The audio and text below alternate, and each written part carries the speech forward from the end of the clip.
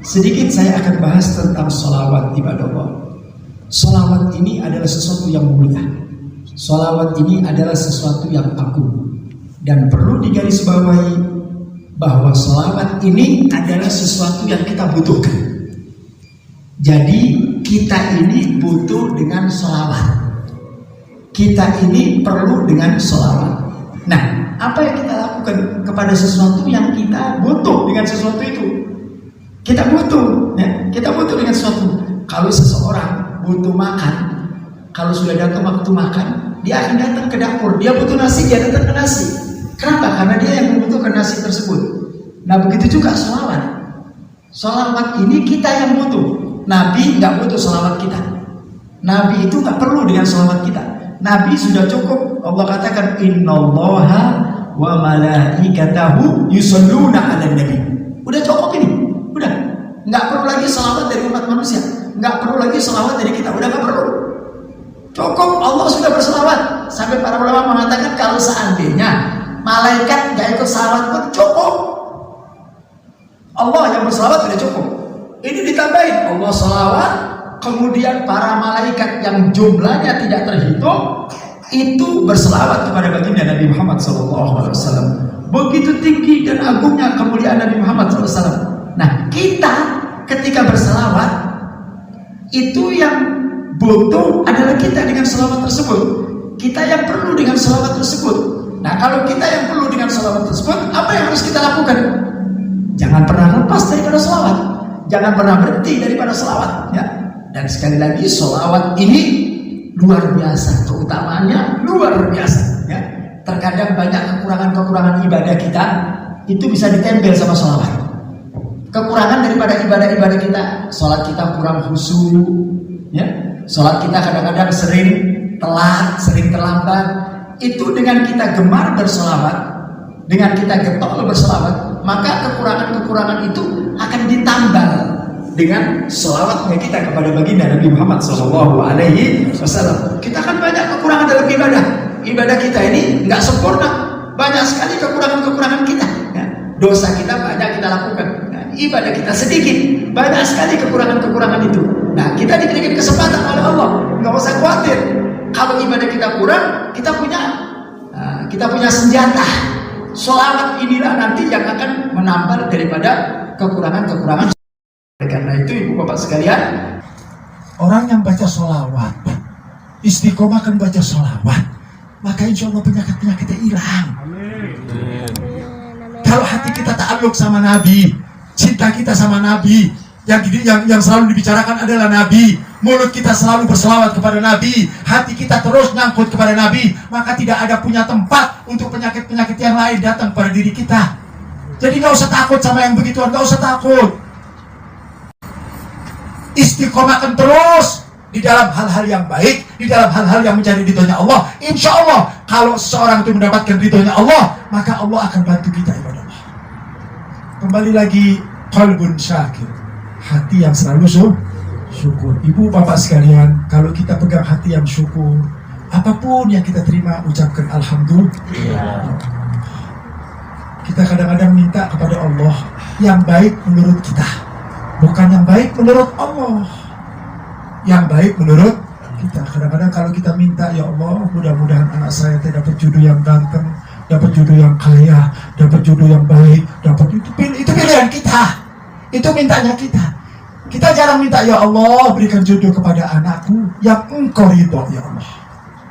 Setiap kita mengambil keputusan, katakan, ya Allah, keputusan ini aku ridho ketika Engkau ridho, ya Allah. Jadi serahkan kepada Allah Ta'ala. Usaha terus, tapi minta segalanya ridho dari Allah Subhanahu wa Ta'ala. Sehingga ketika kita mendapatkan sesuatu yang kita inginkan, itu yang terbaik. Minta ridhonya Allah Ta'ala. Kalau sudah Allah ridho, pasti hidup bahagia. Prinsipnya cuma satu, cari ridhonya Allah. Hidup ini cari ridhonya Allah. Apapun yang kalian lakukan, cari ridhonya Allah. Kalian mau berdakwah, mencari ridhonya Allah. Kalian mau menegakkan syariat, cari ridhonya Allah. Kalian mau bela Islam, cari ridhonya Allah. Kalian ingin berjuang untuk Allah, cari ridhonya Allah. Prinsipnya satu, cari ridhonya Allah. Di mana ada ridhonya Allah, di situ kalian gapai. Di situ kalian cari. Kalau kalian sudah mendapatkan ridhonya Allah dan Allah ridho kepada kalian, maka kalian akan mendapatkan kemuliaan dari Allah. Kembalikan semua hidup ini kepada Allah. Nanti rasakan Bu, Pak, rasakan. Hidup itu akan menjadi nikmat. Setiap kita melihat dan mendapatkan satu musibah, musibah itu akan kecil, nggak ada artinya. Kenapa? Karena ketika kita mendapatkan musibah, kita menyandarkan kepada Zat yang Maha Kuat, menyandarkan kepada Zat yang Maha Hebat, yang Maha Perkasa. Itu kecil. Kita menganggap musibah itu besar karena kita tidak punya sandaran hidup, sehingga bingung, kalut, susah, sedih, depresi, ujung-ujungnya gelo. Masya Allah. Tapi kalau kita punya sandaran hidup, kita punya Allah kok. Nggak peduli apapun yang terjadi, nggak peduli. Saya punya Allah. Walaupun hakikatnya saya tidak punya harta, saya tidak punya kedudukan, saya tidak punya pangkat, saya tidak punya popularitas, tapi saya punya Allah. Orang kalau sudah punya Allah, besar. Kecil menurut manusia, hebat menurut Allah. Kecil menurut manusia, besar menurut Allah. Cari kemuliaan yang datang dari Allah. Cari kemuliaan yang datang dari Allah. Cari satu keagungan datang dari Allah. Kalian mau cari popularitas, mau cari pangkat, mau cari kedudukan, datangnya dari Allah Subhanahu wa Ta'ala. Sebab kalau Allah sudah memuliakan seorang hamba, pasti hamba tersebut akan dimuliakan oleh Allah Subhanahu wa Ta'ala. Mudah-mudahan Allah jadikan kita hamba-hamba yang selalu bersyukur atas nikmat-nikmat Allah, dan mudah-mudahan Allah selamatkan dari kehidupan kita, kehidupan yang tidak mendapatkan ridhonya Allah Subhanahu wa Ta'ala, dan mudah-mudahan Allah jadikan kita hamba-hamba yang istiqamah, yang senantiasa berjalan di jalannya Allah. Bahkan Sayyidina Malik, guru daripada Imam Syafi'i, beliau setiap kali mau masuk kota Madinah, begitu sampai di perbatasan kota Madinah, apa yang dilakukan oleh Imam Malik? Diambil sandalnya, beliau masuk ke kota Madinah tanpa memakai sandal, saudara. Dengan cuaca panas, sehingga murid-muridnya mengatakan, wahai Imam, cuaca panas, terik matahari, kenapa kau buka sandalmu, wahai Imam? Apa kata Imam Malik? Aku tidak pantas, aku tidak layak memakai sandal, sedangkan di bumi ini ada jasad Nabi Muhammad. Bagaimana takdirnya mereka? Bagaimana mereka memuliakan baginda Nabi Muhammad Sallallahu Alaihi Wasallam? Pantas kalau Imam Malik dimuliakan oleh Allah berkat Habibina Muhammad. Saya sering katakan, kemuliaan, sumber kemuliaan ada pada diri Nabi Muhammad. Sumber kemuliaan ada pada diri Nabi Muhammad. Kalian ingin mulia, kalian ingin diangkat derajatnya oleh Allah, muliakan Nabi Muhammad, agungkan Nabi Muhammad. Di kota Madinah, disitulah tempat tidurnya Nabi Muhammad. Makanya jamaah haji, ketika kalian nanti di Madinah, jangan kotorin lisan kalian. Jangan kotorin lisan kalian dengan ucapan-ucapan yang tidak ada manfaatnya. Bahkan jauhkan daripada ghibah, namimah untuk membicarakan orang lain. Jadikan lisan kalian ketika masuk di kota Madinah, fa'aqimu sholat ala Nabi. Perbanyak sholawat kepada baginda Nabi Muhammad. Ini sumber kemuliaan. Ya bahtukum, beruntung kalian, kalian dipanggil oleh Habibina Muhammad. Mudah-mudahan kita yang belum berangkat dipanggil oleh Nabi Muhammad untuk bisa berziarah kepada makam Nabi Muhammad, untuk bisa berziarah kepada Mekah Al-Mukarramah. Kecintaan kita dengan Nabi Muhammad itu adalah modal kita untuk bisa dipanggil oleh Nabi Muhammad. Makanya jangan kaget kalau ada orang terus dipanggil oleh Nabi Muhammad. Beruntung kalian kalau kalian terus tiap bulan dipanggil oleh Nabi Muhammad. Itu menunjukkan mahabbah, menunjukkan cintanya Nabi Muhammad kepada kita. At-ta'alluq, letakkan kau punya hati bersama hati Nabi Muhammad. Letakkan kau punya hati bersama Nabi Muhammad. Jadikan lisan kalian, jadikan mulut kalian tidak berucap kecuali untuk memuji Nabi Muhammad. Kita barusan membaca Qasidatul Burdah. Semuanya ini pujian kepada Habibina Muhammad. Ini adalah sanjungan kepada Nabi Muhammad. Demi Allah, kalau kalian ingin mulia, muliakan Nabi Muhammad.